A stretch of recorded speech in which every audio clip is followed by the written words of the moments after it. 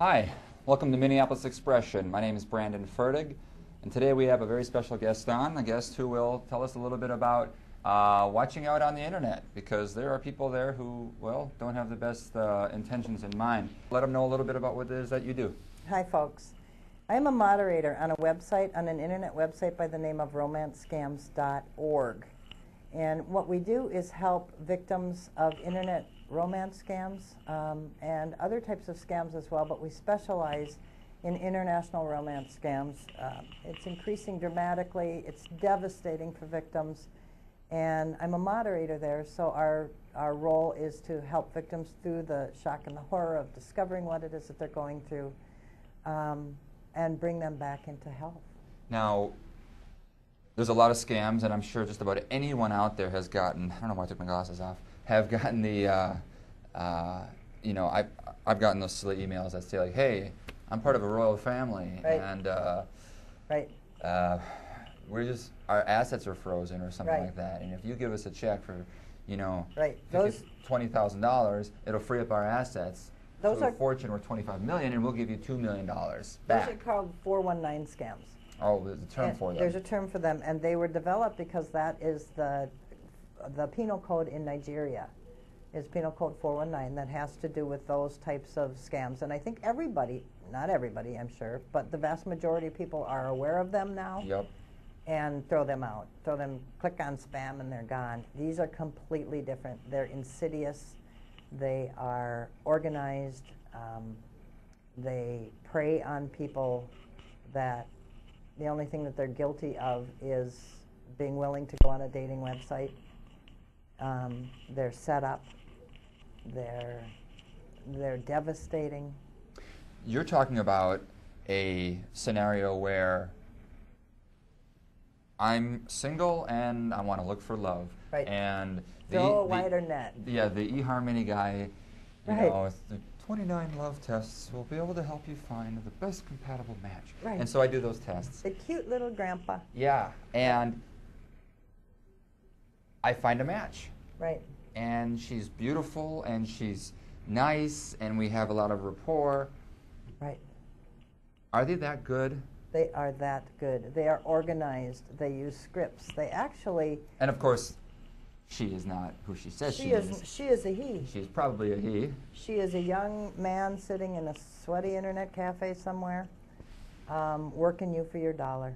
And probably from Africa, more than likely. Mostly. There's other countries as well, but Nigeria is the scamming capital of the world.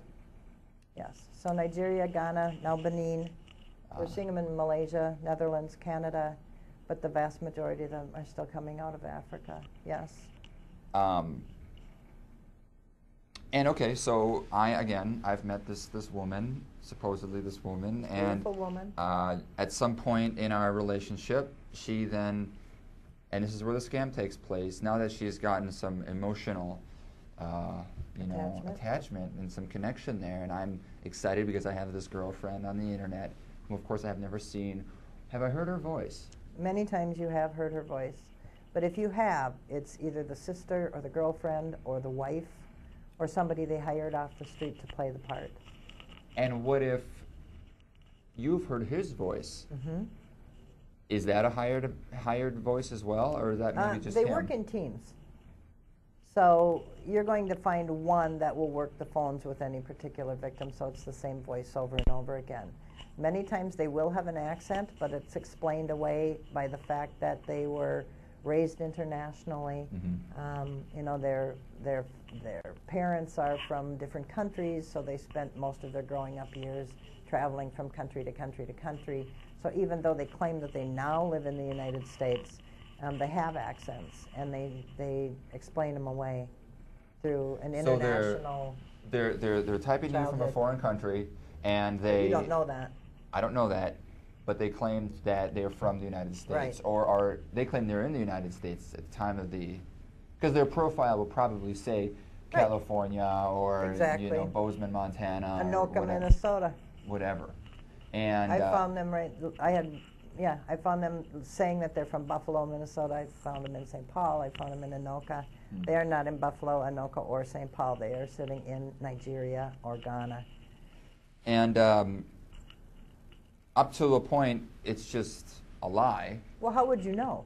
You wouldn't. How would you know? There's absolutely no way that you know that this is a fake person, a fake picture, a fake name. If they're that good, you wouldn't know. That's exactly right. And then, but where the real, I mean, you're a victim up to that point because your heart's been lied to.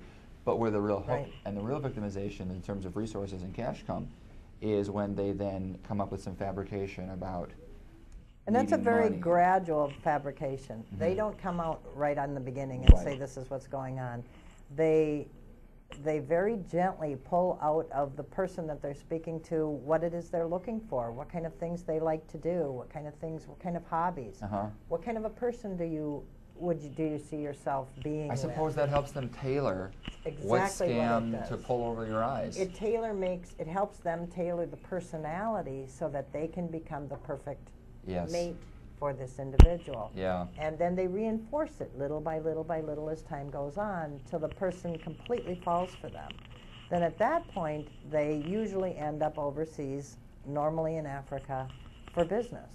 It's going to be a relatively short business trip, and when they're done with that trip, they're going to come back and meet you and spend time with you and really get to know you. So that's even another hook, because then when they claim there's difficulties in Africa and that's why they need funds, it's to get back to you. Yes. Yes, it's to get back to you. It's to spend this time with you. It's to finally meet you, to finally make sure that this connection is real.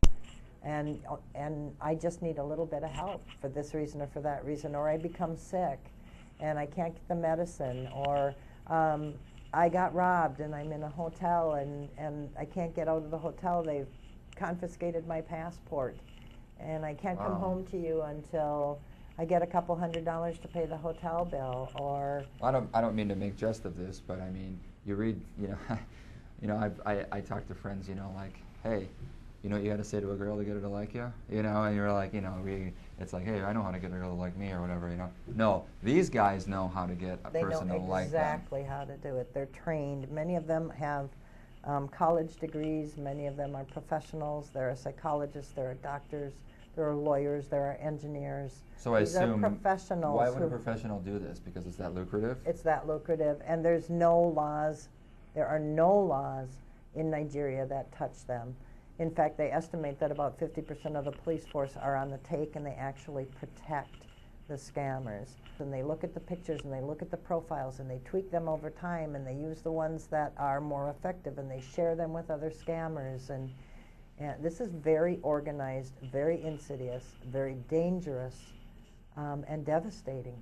Devastating to the people that it's happening Let's get, to.